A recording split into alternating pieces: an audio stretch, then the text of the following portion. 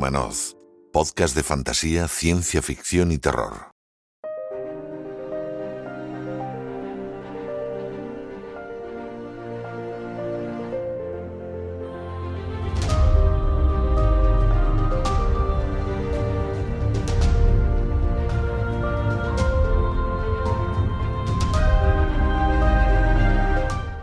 Y en esta tercera parte del programa llega el momento de la entrevista, y hoy tenemos una entrevista que teníamos también muchas ganas de hacer, porque el autor con el que vamos a hablar hoy, muchos lo conoceréis, muchos habréis leído algunas de sus obras, algunos habréis leído todas sus obras, y tiene mucho seguimiento y seguro que nos va a contar cosas interesantes.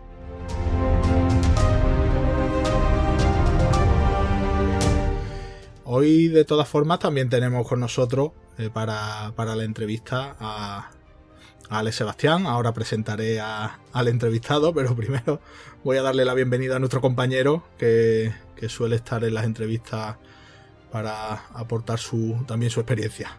Alex, ¿cómo estás, compañero? ¿Qué tal, Ismael? Encantado aquí de estar en esa entrevista otra vez. Bueno, ¿qué? Con ganas de entrevistar al invitado de hoy, ¿no? ¿Decimos ya su nombre o qué? Venga.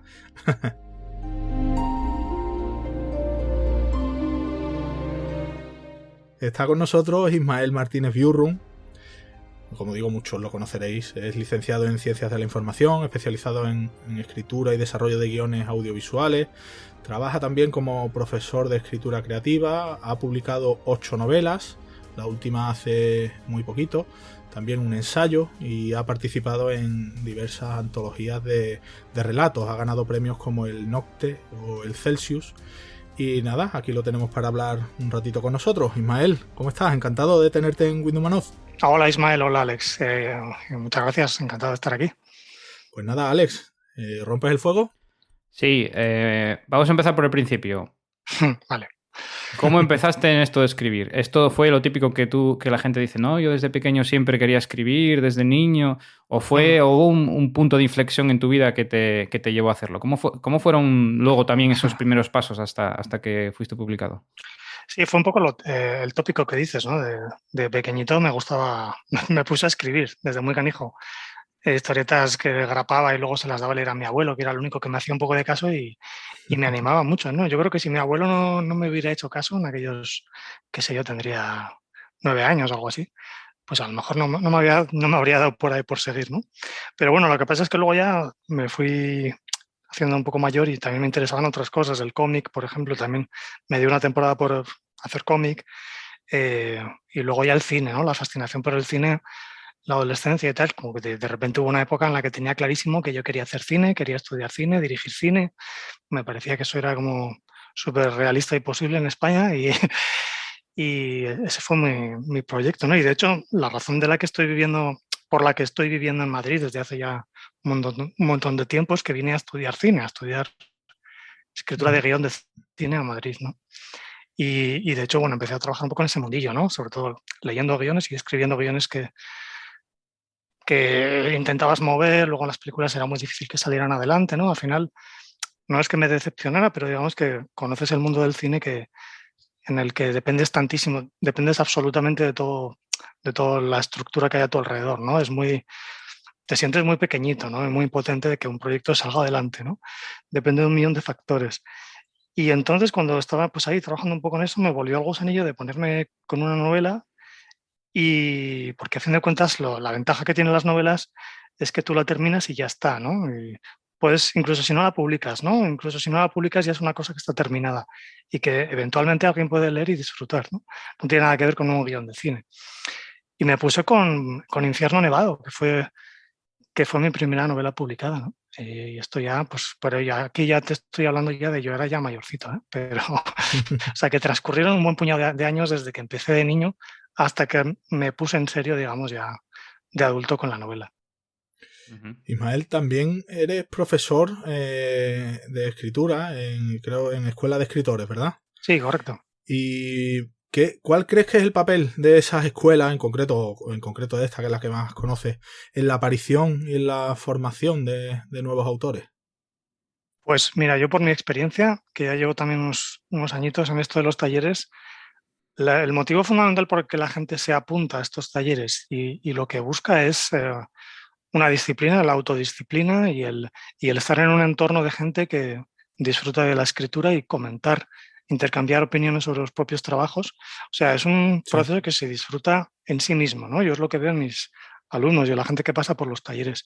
Es el puro disfrute de estar en el taller, de intercambiar los trabajos, de ponerse la obligación de hacer una entrega cada 15 días o cada semana, y hay un disfrute, ¿no? Y eso es lo más enriquecedor. Por otro lado, pues hombre, los talleres hay unos que son más o menos teóricos, hay cada uno, pues bueno, puede pensar que la teoría es más o menos útil, pero evidentemente nadie discute que lo más útil, lo que va a misa es la práctica, ¿no? Si tú no metes horas escribiendo, no vas a escribir bien y no hay vuelta de hoja.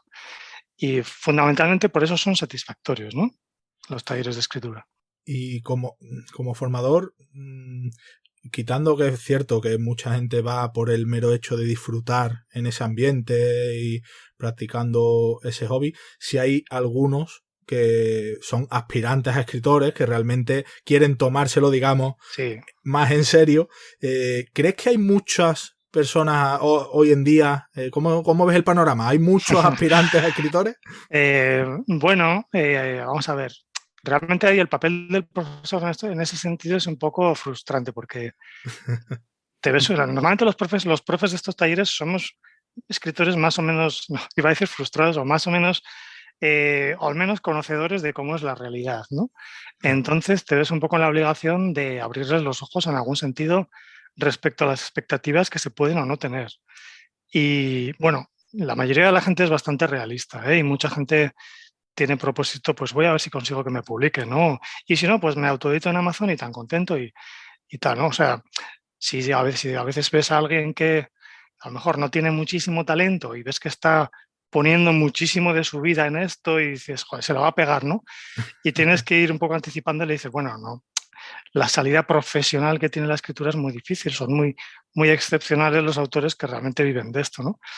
Y bueno, en cuanto al porcentaje de talento, pues yo creo que pues no es lo que te puedes imaginar. O sea, no es habitual encontrarte con un escritor genial, ni en los talleres, ni fuera de los talleres, ni como en todo, ¿no? ¿Quién era el que la teoría esta de Sturgeon era lo de que el 95% de todo era... No, ¿cómo era? Sí, el 95%. Bueno, él hablaba de la ciencia ficción, pero bueno, se puede aplicar. El 90% de la ciencia ficción era basura, ¿no? Decía. Pero algo así era. Pero que bueno, el 90% de todo era basura. Vale, basura es una palabra muy, muy, muy fuerte. Eso es lo que decía él. Pero si piensas en el porcentaje de gente que puede realmente publicar y llevar una carrera de escritor, pues realmente, pues yo qué sé, ni siquiera llega al 5%, ¿no? ¿Y qué factores destacarías tú como más importantes a la hora de lograrlo? Porque has comentado que obviamente uno es el talento innato, que yo creo que eso alguna parte genética habrá, o también de tu historia personal y de tu recorrido. Por supuesto, la práctica, como me comentabas, que hay que echarle muchas horas. ¿Y hay algún factor más? ¿Estar bien conectado o hacer buenas redes de contactos? Pues yo es que no soy muy bueno en eso tampoco. Entonces, hay talleres sobre eso también. Yo nunca he dado un taller de cómo conseguir publicar y tal, porque, a ver, en mi caso fue un poco raro. Y no, realmente fue puro la vieja técnica de enviar un montón de manuscritos y esperar, ¿no? Infierno Nevado me publicaron porque, era Equipo Sirius, una editorial que en aquel momento estaba abierta a publicar a muchos autores desconocidos dentro del género y le pareció que aquello tenía algún interés y tal. Pero lo duro, digamos, de esto es que puedes conseguir publicar un libro y a lo mejor cuando tienes el siguiente manuscrito terminado, casi vuelves a empezar de cero otra vez, ¿no? Por ejemplo, o sea, yo publiqué Infierno Nevado, pero bueno, claro, ningún libro tiene gran repercusión ni nada de esto, ¿no? Solo son fantasías que no tienen. Luego el libro, pues es más o menos leído por un círculo de gente reducido y tal. Entonces, cuando terminé la siguiente novela, que era Rojo Alma, Negro Sombra, además era una novela que no tenía nada que ver formalmente con Infierno Nevado.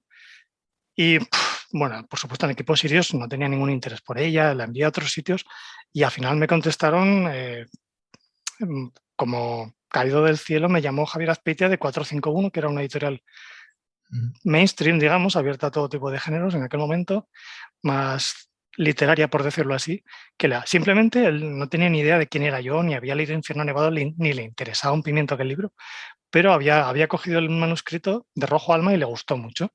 Y dijo, bueno, no sé quién es este tío, pero voy a llamarle. Y me llamó y me publicó. Y un poco ha sido así con cada libro. Realmente, no sé si, hombre, es cierto que al final, pues cuando publicas una serie de libros y cuando vas a una serie de convenciones, pues al final nos acabamos conociendo todos dentro del mundillo, ¿no? Pero bueno, también es un mundillo limitado. O sea, si pensamos en el fandom, pues al final son una serie de editoriales y tampoco... Por eso al final nos conocemos todos, ¿no? Porque es un poco un espacio relativamente reducido, ¿no? Y luego, y darle el salto a las grandes, digamos, a la primera línea de la literatura, a los sellos generalistas, pues eso es un poco casi ciencia ficción, ¿no? O sea, no es que sea imposible y no sé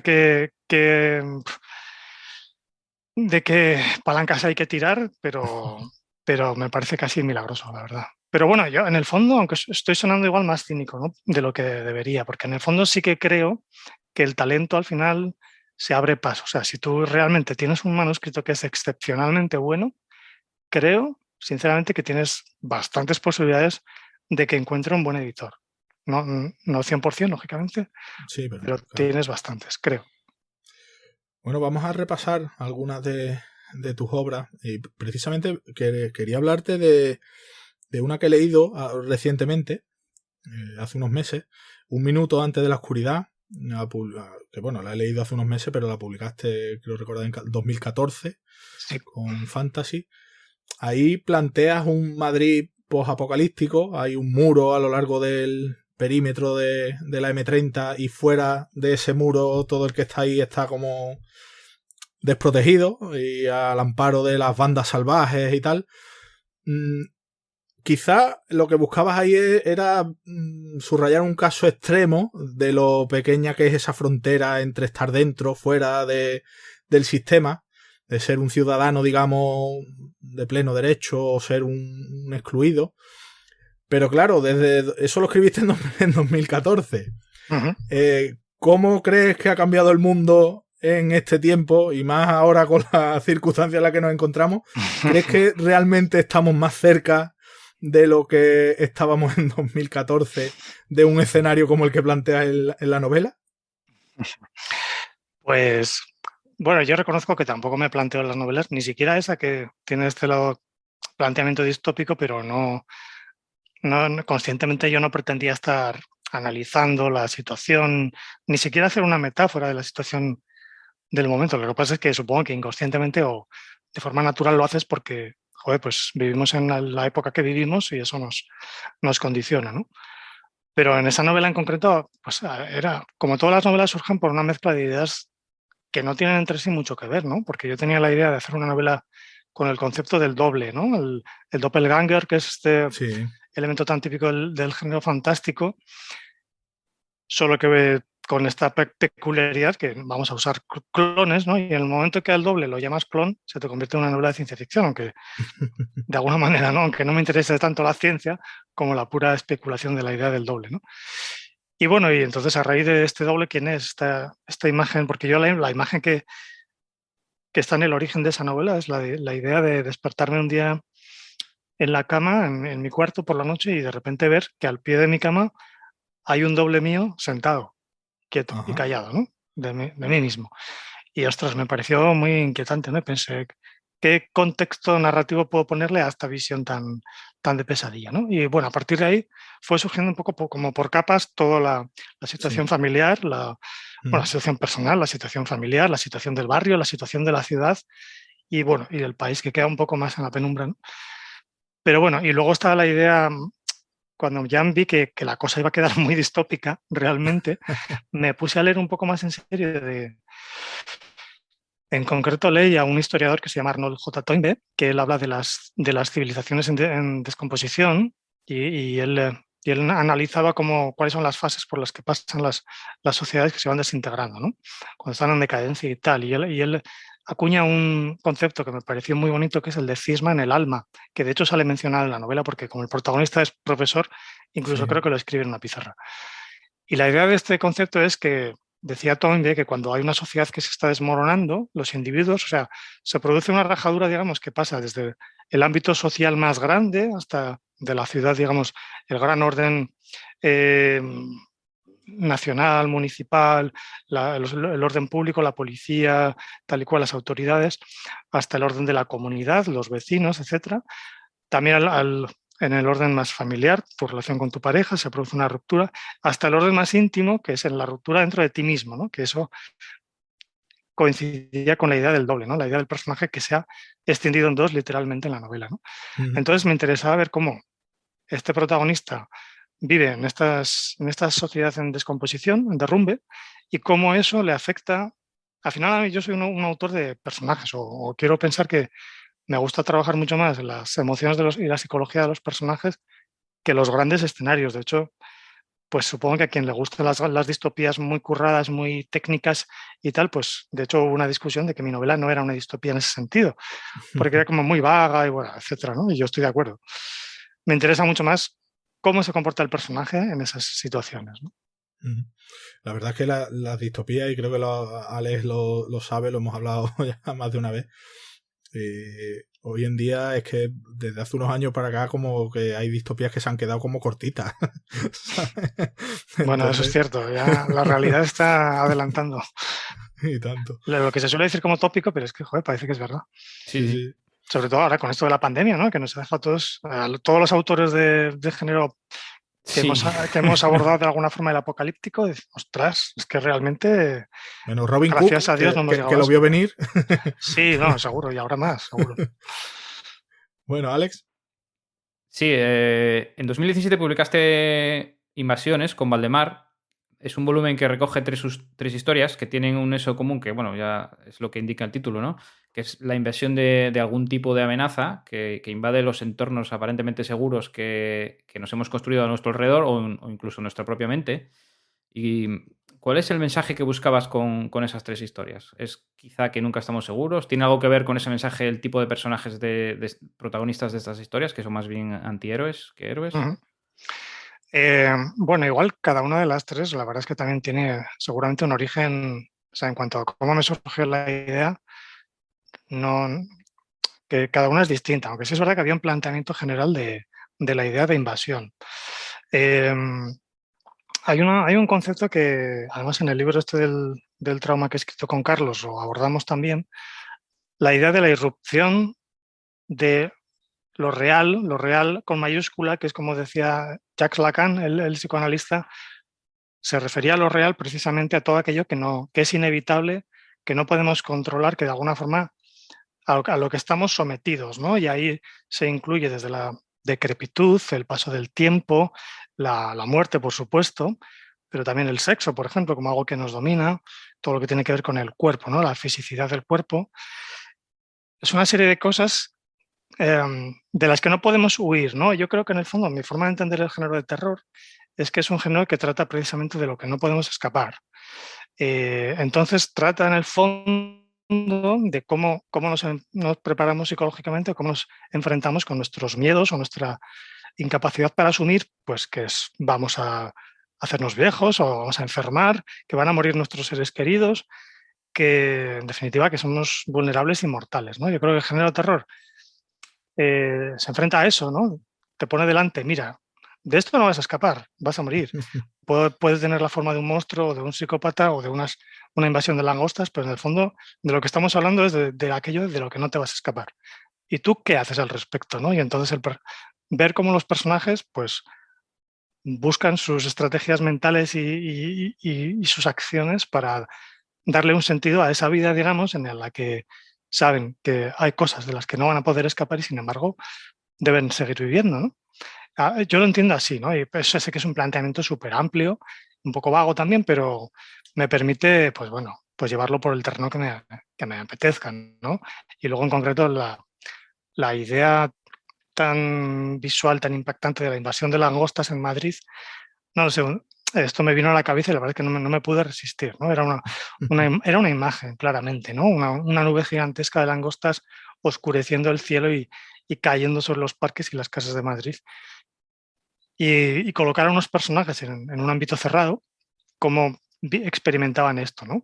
Y sobre todo cómo, de alguna forma, lo que intento hacer siempre es que, a pesar de que el entorno cuente una historia, o sea, la gran narrativa, digamos, del relato sea muy fantástica, como en este caso, en el fondo es conseguir que al lector le sigan importando los pequeños problemillas personales que tienen los personajes, ¿no? Ese era un poco el reto con ese cuento y en general es lo que me planteo siempre, ¿no? Y que se consiga establecer cierta resonancia entre esos conflictos personales y la gran amenaza monstruosa que se cierne sobre ellos. Precisamente en Sigilo, que lo publicaste en 2019, quizás sea una obra que inquiete mucho porque el terror surge precisamente de esa cotidianidad de la vida. Entonces, eso también lo refleja, eso también lo querías transmitir ahí, imagino, ¿no? Totalmente. Pero siempre me gusta incluir eso, un elemento excesivo, ¿no? Porque Sí. yo creo que es en el género de terror. Bueno, en realidad yo hablo de terror, pero o sea, entiendo que habrá gente que me lea y luego diga, pero esto no es terror, esto bueno, es un poco inquietante, pero tampoco. Y es cierto, yo no hago terror así súper terrorífico, ¿no? Pero bueno, digamos, en una etiqueta un poco laxa del término terror encajaría, ¿no? Y mi forma de entender el género de terror siempre incluye un elemento excesivo. Puede ser fantástico, puede ser simplemente irracional, ¿no? Pero en mi caso me gusta que haya un toque un poco fuera de rozando lo sobrenatural, ¿no? Y no, a ver, esto es puro gusto personal, porque es lo que me gustaba leer desde que me puse con Stephen King, no sé, a los 12 años o algo así.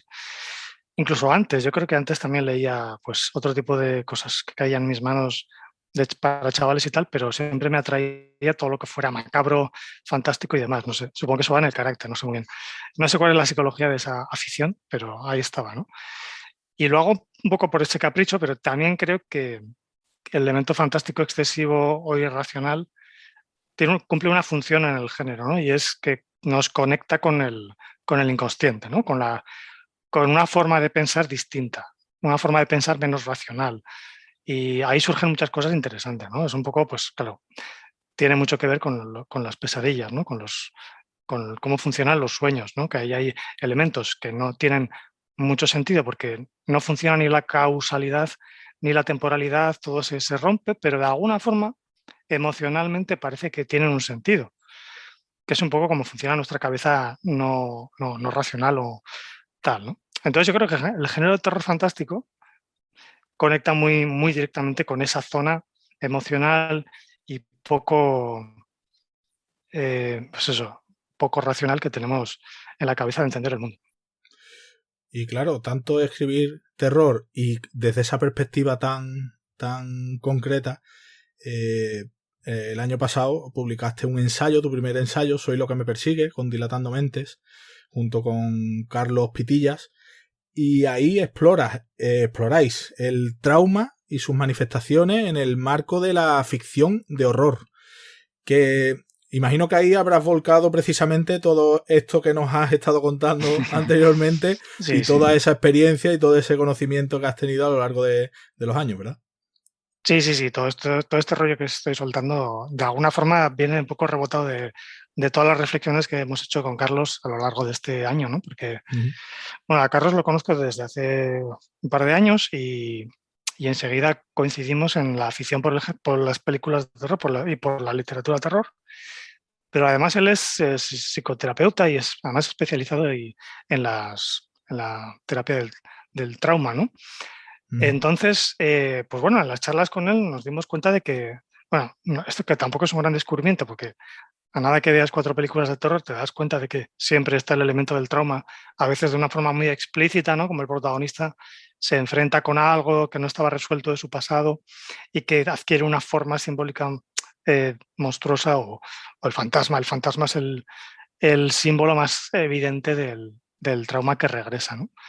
Entonces, a partir de esta idea tan evidente, digamos, Carlos y yo nos pusimos a entrar mucho más en el detalle y buscar un montón de ejemplos, sobre todo de cine, ¿no? Porque Es verdad que las novelas, por ejemplo, son mucho más difíciles de diseccionar, ¿no? Una novela de 300 páginas, a lo mejor, pues para empezar va a tener un montón de subtramas, un montón de emociones distintas, a lo mejor. Y normalmente se suelen escribir de una forma un poco más divergente o un poco menos sintética que las películas, ¿no? Una película por narices tiene que durarte 1 hora y media, 2 horas. La trama tiene que estar condensada, los elementos simbólicos suelen ser muy claros, sobre todo porque el cine normalmente se dirige a un público habitualmente, pues a lo mejor adolescente, juvenil y tal. Entonces, el género de terror, digo. Entonces parece que se buscan, pues, bueno, unos tropos, unos arquetipos como muy evidentes y unas estructuras que se repiten. Además, después de escribir el libro me doy cuenta cada vez más de que realmente se repiten muchas de estas ideas y de estas estructuras, ¿no? Y bueno, no sé, nos parecía que era interesante reflexionar sobre eso. Muy bien. ¿Alex?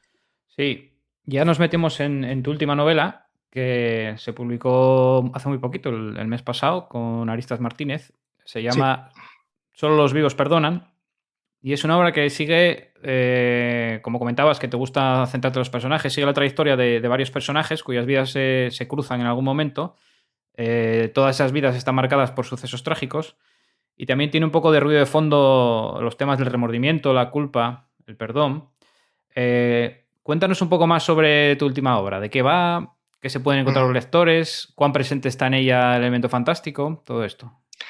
Bueno, esta novela de Solo los vivos perdonan tiene un origen un poco diferente de todas las demás porque en esta sí que hay un elemento biográfico, bueno, en el origen de mi motivación para escribirla, ¿no? Y es un recuerdo, ahora tendría que decir traumático, pero bueno, esto sería un poco exagerado, ¿no? Pero sí que es un recuerdo que había permanecido en mi cabeza y que de alguna forma permanecía intocable o no me atrevía yo a hablar sobre esto narrativamente, pero por otro lado, siempre he querido hablar sobre esto de alguna forma, ¿no? Además me apetecía introducirlo en mi forma de escribir natural, digamos, que es el género fantástico o de suspense, ¿no? Y este recuerdo traumático es que cuando yo tenía 12 años, un compañero mío de los jesuitas de mi clase del colegio fue asesinado en un atentado de ETA en las calles de Pamplona. Esto era el año 1985. Y bueno, esta experiencia no está literalmente... A ver, yo lo comenté con los editores que yo quería poner la nota del autor donde se explica esto al final del libro y no al principio, porque yo tengo mucho interés en que se lea como una obra de ficción, ¿no? Porque es lo que es, estrictamente es una novela con personajes ficticios, todos. No me gustaría que alguien de la vida real, del entorno real de mi pasado pudiera decir que has intentado contar esto, pero no es así. Evidentemente no es así, porque no estoy intentando contar literalmente lo que sucedió, sino simplemente es una especie de representación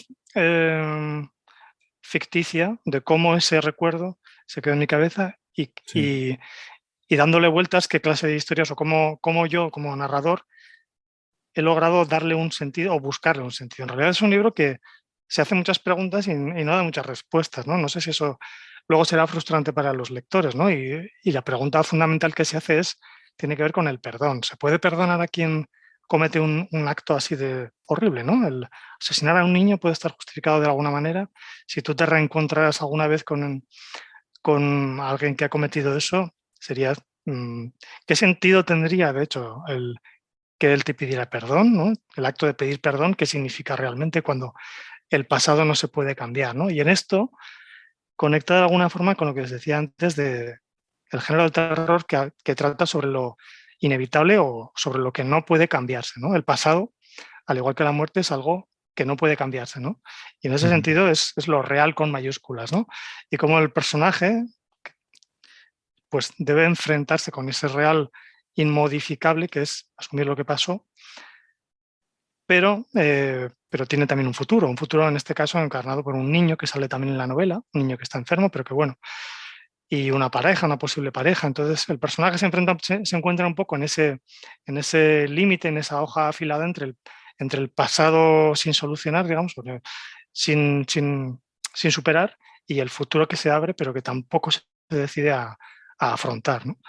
En fin, ya digo que lanza muchos interrogantes, pero como me gusta escribir a mí siempre dejando un poco las respuestas al lector, pues es una novela, digamos, pensada para reflexionar o para sentir cierto tipo de emociones complejas, pero no tanto para dar la satisfacción de un final cerrado donde todo tiene sentido, donde todos logran reconciliarse, donde todo tal y cual, ¿no? Porque realmente creo que, bueno, la vida no es así, ¿no? Entonces, de alguna forma, he soltado esto porque además, estando basado en un hecho real, me parecía que lo justo era lanzarlo así, ¿no? Como es la vida con estas imperfecciones y estas zonas muy grises, ¿no? Y el elemento fantástico también está presente, ¿no? En esta obra. Sí, aunque quizás sea menos, menos evidente que en Más útil. otras. Sí, siempre queda abierta la posibilidad de que estemos hablando de alucinaciones o de donde se mezcla lo onírico y lo real, ¿no? Juego un poco a esa ambigüedad. Pero bueno, no he dejado de incluir ciertos elementos un poco perturbadores porque es que me sale, vamos, no lo puedo evitar, es mi forma de escribir. Forma parte de mi lenguaje, ¿no? Como los verbos o como los sustantivos. Pues es una obra que plantea unos temas muy interesantes y estamos seguros de que a la gente que se anima a leerla no le va a decepcionar. Y bueno, por cortesía de Ismael y de Aristas Martínez, vamos a sortear también entre nuestros mecenas un ejemplar de la misma. Así que nada, el afortunado luego que nos cuente sus impresiones. Así que queremos agradecer a Ismael y a Aristas Martínez su cortesía. Muchas gracias. Muchas gracias a vosotros. Bueno, y ahora quería cambiar un poco de tercio porque hay una autora que sé que te gusta mucho, a Alex y a mí también, que es la rusa Anna Starovinets. Sí. Si no me equivoco, escribiste el prólogo de las dos antologías de relatos, Una edad difícil y La glándula de Ícaro. Correcto. Que las publicaron aquí en Nesky hace ya unos añitos.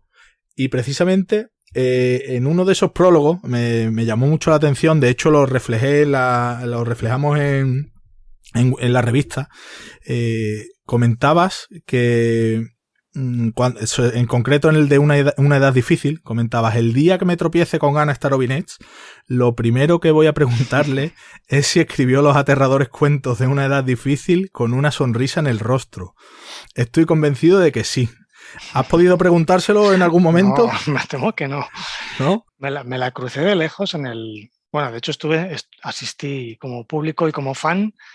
Y bueno, y sí que hablé con ella, intercambié un par de frases porque hice cola como todo el mundo para que me firmara los ejemplares y me echó mi amigo una foto fan, pero realmente no pude hablar, no. La verdad es que me quedé sin hacerle la pregunta famosa.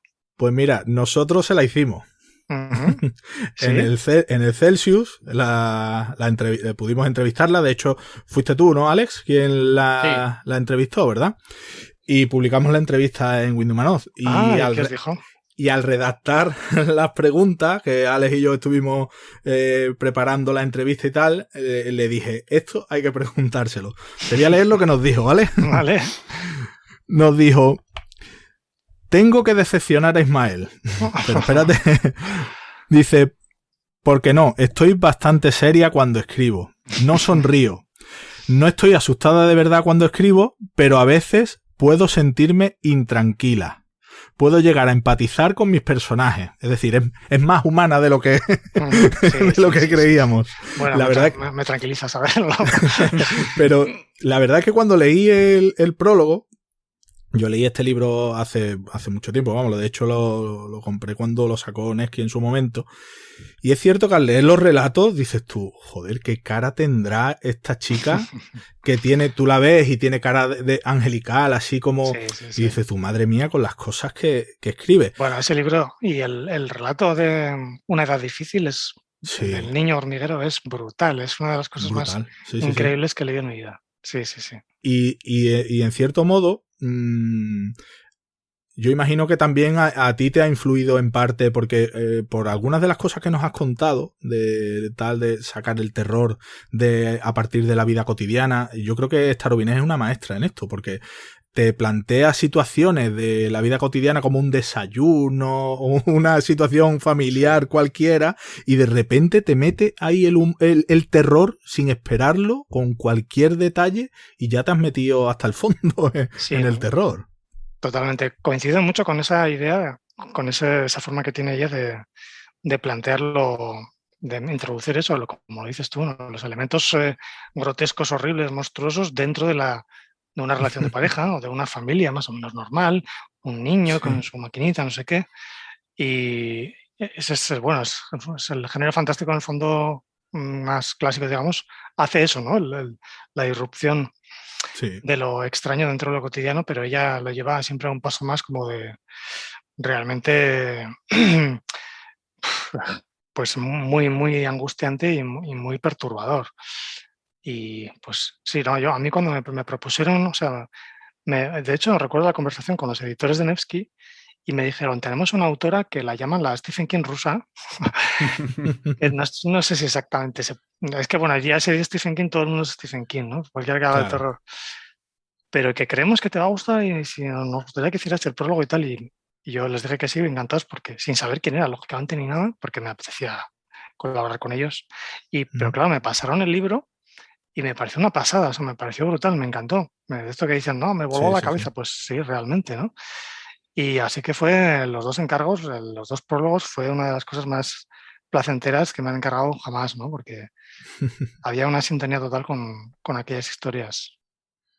Genial, sí, la verdad es que es una autora que en Windowmanor nos gusta mucho. Nos gusta mucho también. Alex. Bueno, ya cambiando de tercio otra vez, de 90 grados, ¿cómo ves el panorama editorial del género en España ahora mismo? ¿Lo ves saturado de oferta? ¿Crees que hay más demanda que nunca, por el contrario? ¿Las dos cosas a la vez? ¿Cómo ves un poco el cuadro completo de cómo está el sector? Pues lo que pasa es que como ya empiezo a cumplir años, supongo que lo que nos pasa a todos es que empezamos a verlo todo como un ciclo. O sea, yo veo como que no hay cambios sustanciales o radicales, ¿no? Sino hay distintas fases, ¿no? Ciclos en los que surgen unas editoriales nuevas, desaparecen, surgen otras. O sea, el fandom, digamos, es un mundo que lleva aquí muchos años, aunque es verdad que ha habido un crecimiento, no te sabría poner fechas, ¿no? Pero porque Hispacones, fíjate, Hispacones, ¿desde cuándo ha habido, no? Cuando yo empecé a ir a las Hispacones, yo era ahí un pipiolo que ya llevan un montón de tiempo. Y Celsius ahora, ¿no? Pues en ese sentido, sobre todo con el Celsius, sí que estamos en un momento, pues privilegiado, ¿no? Con una plataforma espectacular donde tener encuentros con escritores que quizás de esta dimensión nunca había habido nunca y eso es genial, ¿no? Y también hay muchísimas editoriales cuyo futuro pues siempre es una incógnita, ¿no? Porque como te digo, igual que pasa con los autores, surgen autores que luego desaparecen, surgen editoriales, y el porcentaje de talento ya te digo que sigue siendo el mismo a lo largo del tiempo. Yo creo que en eso la especie humana pues más o menos se mantiene como está. Pero sí es cierto eso, que tenemos ahora unos entornos más guays, más espectaculares para encontrarnos y eso siempre es muy de agradecer.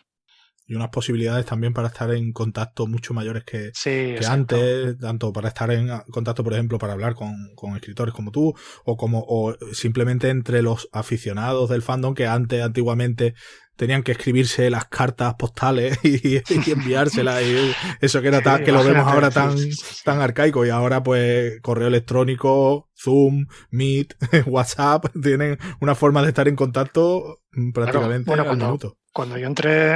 Cuando se creó la asociación Nocte, que bueno, no hace tanto tiempo realmente, hace 10 años, ¿no? Yo creo, algo así.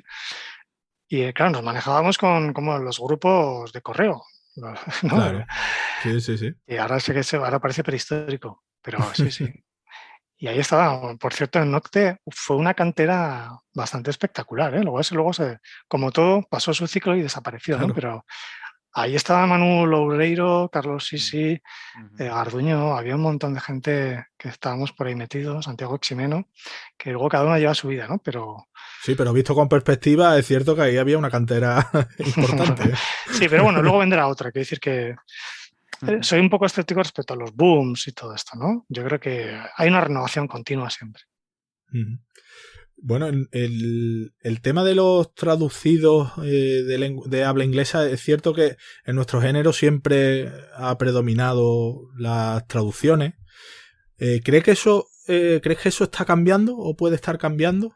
Es decir, que nuestro idioma no es que se esté imponiendo, pero que sí es cierto que hay mucha más literatura de género en español, que digamos no es tan necesaria esa traducción 100% inglesa, sino que hay ahora mucha buena literatura en nuestro idioma. Sí, seguramente se está publicando mucho más que antes autores españoles de género, ¿no? Yo recuerdo que cuando estaba valorando, pues eso, lo de escribir, lo de intentar publicar, porque claro, yo soy el primero que leía fundamentalmente literatura anglosajona, ¿no? Claro. Y en el fondo tampoco me había parado a buscar así entre publicaciones más del fondo. O sea, yo leía lo que llegaba a las librerías mainstream y demás, pues lo que estaba en la estantería de terror o por ahí cerca, ¿no? Y eran fundamentalmente americanos o ingleses. Pero, por ejemplo, yo recuerdo el descubrimiento de haber leído Clara y la penumbra de José Carlos Somoza y decir, ostras, pero este tío escribe en español, esto es una pasada, este libro es increíble, es mucho mejor que otros horribles que me estoy leyendo anglosajones, ¿no? O ver cómo Rodolfo Martínez publicaba en Minotauro o León Arsenal, bueno, la creación del premio Minotauro, que también le dio visibilidad. Y bueno, ves que hay una serie de autores que estaban llegando de alguna forma a la primera línea, ¿no? Lo cual, por otro lado, puede ser engañoso, ¿no? Porque tú ves cómo crean premios como el Minotauro y tal, y puedes montarte la película de que, bueno, esto va a ser jauja, ¿no? Aquí vamos a vivir todos de esto. No. Luego, todo tiene unas dimensiones muy relativas, ¿no? Pero bueno, se publica gente en sellos importantes que escribe género más que antes, ¿no? Sin ser muchísimo, sigue predominando lógicamente la literatura importada, sí, pero más que antes sí. Luego, pues bueno, hay fenómenos personales como Mariana Enríquez y tal, ¿no? Que marcan. Pero yo creo que nuevamente no sé si se puede hablar de tendencias o de son individuos o una escritora genial que de repente llega, publica un libro que tiene mucho éxito, es publicado en Anagrama, a todo el mundo le gusta y parece que crea una tendencia, pero realmente no está nada claro. Vamos, que se publica un poco más, no hay duda de que se publica más que antes, pero creo que esencialmente si escribes género en España tienes un 99% de probabilidad de publicar en un sello de género, que tampoco está mal, pero que tiene un círculo más reducido, lógicamente. Y cuéntanos un poco también sobre tu proceso creativo. De esto que se dice de los escritores, que si yo soy de mapa, que si yo soy de brújula, tú eres más de mapa, más de brújula. ¿Escribes a diario con una rutina fija o más por ramalazos? ¿O tienes algún lugar predilecto, fetiche para escribir, o lo haces en cualquier sitio? Cuéntanos un poco cómo es tu proceso. ¿Algún lugar me has preguntado? Sí, también. Porque hay gente que dice, no, yo tengo que escribir en este sitio porque si no... A ver, aquí tenemos 2 hijos por casa y tal. Yo tengo mi sitio para escribir y no puedo elegir. Este es mi sitio y punto. Cuando se puede bien y cuando no se puede no escribo. No, pero bueno, sí que intento escribir todos los días un poquito, aunque sea. Aunque ahora no lo estoy haciendo. Ahora, desde que he terminado esta novela, todavía estoy dándole vueltas a ver con qué me pongo y no lo tengo decidido. Pero sí, trato de mantener una rutina. No es que escribo súper lento, ¿no? Lo que pasa es que si no me preocupara de escribir un poquito cada día o cada semana, pues realmente es que se me acabaría olvidando lo que estoy escribiendo, porque igual escribo un párrafo al día, ¿sabes? No soy como Stephen King que se pone, venga, 10 páginas, pum, pum, pum, pum, pum. No. Y yo soy totalmente de brújula, que bueno, como profesor de escritura siempre tengo que pedir perdón o decir, bueno, yo escribo así, pero no me copiéis, no es recomendable. Y en el fondo creo que cada uno debe escribir como crea que debe seguir su propio instinto, ¿no? Y hay gente a la que efectivamente necesita, no solo necesita, sino que disfruta muchísimo haciendo los mapas y le les resulta muy fructífero y hay gente como yo a la que hacer un mapa nos produce un efecto como de anquilosamiento total, ¿no? Pierdo el interés por escribir una historia si tengo que saber de antemano todo lo que va a pasar en todos los capítulos. Mira, chico, para eso no la escribo, porque necesito un poco sorprenderme, aunque suena un poco atópico, pero es verdad. Necesito llegar a un punto en el que yo mismo diga, ostras, la emoción de por dónde va a tirar ahora el personaje, qué va a pasar. Y lógicamente lo tengo que hacer yo todo, ¿no? El personaje, por muy bien que lo haya construido, el personaje al final decide solo relativamente, ¿no? Al final es el escritor. Pero me gustó tener un poco esa incertidumbre y si no, no lo disfrutaría, ¿no? Evidentemente, si me viniera una editorial y me dijera, mira, te pago 50.000 euros si me escribes una de romanos que transcurre, pues igual la escribo, ¿no? Pero como no es el caso, como escribo novelas que luego a ver si se publican, pues prefiero escribirlo de manera en la que yo disfrute realmente, ¿no? Y esa es mi manera. Es una buena manera, creo. La chispa inicial suele ser siempre parecida, porque antes comentabas que tuviste la idea esta del doppelganger, ¿no? De una persona igual que tú ahí y a partir de esa idea fuiste añadiéndole capas y construyendo encima la historia. Pero también dices que estás muy centrado en los personajes, entonces a lo mejor tienes la idea de un personaje con unas características determinadas. Suelen ser ese tipo de chispas y luego construyes sobre eso más que planificar, ¿no? A ver, si tuviera que priorizar, decir qué me viene primero a la cabeza, son situaciones más que personajes, ¿vale? O sea, suele ser, pues, por ejemplo, eso, ¿no? Eso es un ejemplo muy, muy evidente, pero es que por elegirlo precisamente por eso, la idea de una plaga masiva de langostas en Madrid, esa es la idea, ¿no? Y entonces la segunda pregunta es, ¿a qué gente le va a pillar? ¿Y por qué me tiene que importar esta gente, ¿no? Y ahí se va construyendo el personaje. En general, esa es la forma que tengo de trabajar. Genial. Pues Ismael, ya para ir terminando, cuéntanos qué proyecto. Ya nos has contado que después de haber publicado esta última novela todavía le estás dando vueltas al siguiente, pero bueno, ¿qué proyectos hay por ahí en marcha o qué tienes previsto? Pues ya te digo poca cosa porque he terminado, es que justo, o sea, los años estos del COVID, al menos, claro, lo que pasa cuando encierras a un escritor en casa es que produce más, realmente, ¿no? Vamos un poco a contracorriente. Entonces, pues eso, yo he salido con 2 libros, con el ensayo del terror y la novela. Entonces ahora también estoy en un momento un poco de vaciado. Y aparte estoy con las clases, vamos, estoy bastante entretenido, ¿no? Y tengo varias ideas en la cabeza, será de novela, porque aunque me han propuesto escribir cuentos, pero realmente no... Para mí es una agonía escribir un cuento, o sea, y luego casi nunca estoy satisfecho de los cuentos que tengo, casi nunca. Entonces digo, mira, mi formato es la novela, ¿no? Entonces barajo ideas para novelas y en eso estoy. Y bueno, y respecto al ensayo, por ejemplo, pues como sigo en contacto con Carlos, mi coautor, y seguimos viendo películas de terror y apuntando ideas, diciendo, mira, esto también se puede desarrollar. Entonces, a ver si con un poco de suerte hay una segunda edición y podemos ampliarlo un poquito más. Y es en eso en lo que estamos.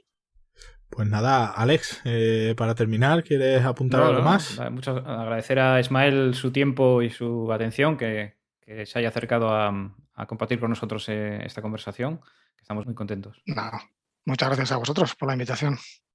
Pues nada, Ismael, encantado. Tocayo. Hay veces que cuando dicen Ismael, como además tampoco es un nombre que sea muy común. Es confuso. Es confuso. Pues nada, encantado. Muchas gracias por pasarte por Windumanos Podcast y mucha suerte con todos los proyectos que aunque ahora estés en ese momento de vaciado, irán saliendo seguro. Algo llegará, seguro. Sí. Y toda la suerte del mundo. Y nada, seguimos en contacto y seguimos tu carrera como hasta ahora y seguro que va a ir todo genial. Lo mismo digo, Ismael. Encantado de hablar contigo. Igualmente. Alex, compañero, hasta la próxima. Bueno, hasta la próxima y un abrazo a los dos. Un abrazo. Venga, un abrazo. En Windumanoz queremos traerte lo más interesante de la actualidad de los géneros especulativos, junto con la mejor ficción corta y el mejor arte. También queremos ayudar a los autores dándoles voz y visibilidad. Y para todo ello, necesitamos contar con tu espada. Visita patreon.com/Windumanoz, echa un vistazo a nuestras recompensas y considera unirte al grupo de amigos que apoyan este proyecto.